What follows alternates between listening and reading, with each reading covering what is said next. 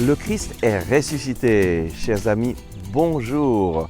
Je vous salue de l'île Maurice où nous sommes en mission pour annoncer la parole de Dieu et former des évangélisateurs.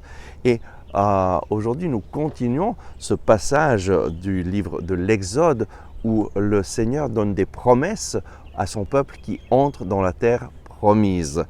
Et après avoir dit qu'il enverrait son ange pour guider le peuple, le Seigneur dit « Révère-le et écoute sa voix. Ne l'aigris pas, il ne pardonnerait pas votre transgression, car mon nom est en lui. » C'est du livre de l'Exode, chapitre 23, verset 21.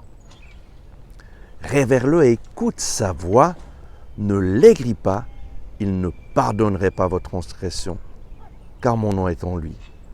Ça peut parfois nous surprendre quand le Seigneur dit il ne pardonnerait pas votre transgression. Pourquoi est-ce que le Seigneur ne pardonne pas? Eh oui, il y a des choses que le Seigneur ne pardonne pas. Mais quoi donc? D'abord, c'est le Seigneur qui a dit qu'il envoie son ange qui va nous guider, qui va nous parler. Et voilà que le Seigneur dit révère-le, écoute sa voix. Fais ce que moi je te dis quand j'interviens dans ta vie, je te montre le chemin à suivre. C'est fondamental que tu fasses ce que moi je te dis de faire. Parce que si tu ne le fais pas, eh bien c'est toi-même qui va te couper de ma présence, qui va te couper de ma protection surnaturelle.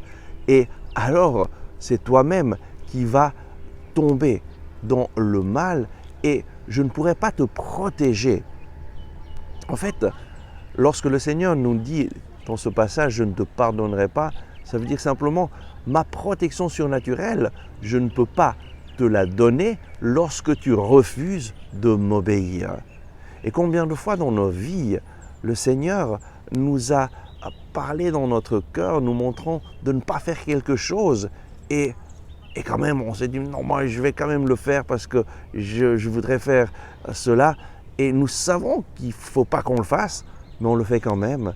Eh bien là, malheureusement, nous tombons et nous devons porter la conséquence de nos actions. Lorsque le Seigneur nous dit « ne fais pas cela », c'est parce qu'il sait exactement les conséquences de chacune de nos actions. Et si nous lui désobéissons, alors nous allons sortir de sa protection et nous n'allons pas faire l'expérience de sa protection surnaturelle. En fait, c'est comme une maman qui dit à sa fille ne touche pas la flamme de la bougie. Moi, je me rappelle ma petite sœur, lors de son premier anniversaire, il y avait une bougie et elle étend la main et maman dit ne touche pas, mais elle touche la flamme et se brûle et commence à pleurer. Et oui, il y a des choses que le Seigneur nous dit ne fais pas cela parce qu'il sait qu'on va se brûler, qu'on va se faire du mal.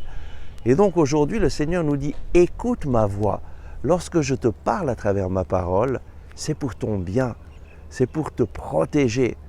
Si tu ne m'écoutes pas, eh bien, tu vas sortir de ma protection et tu vas avoir mal.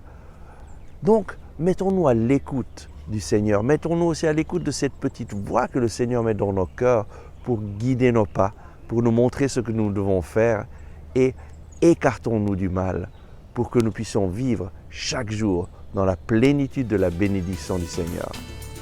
Amen.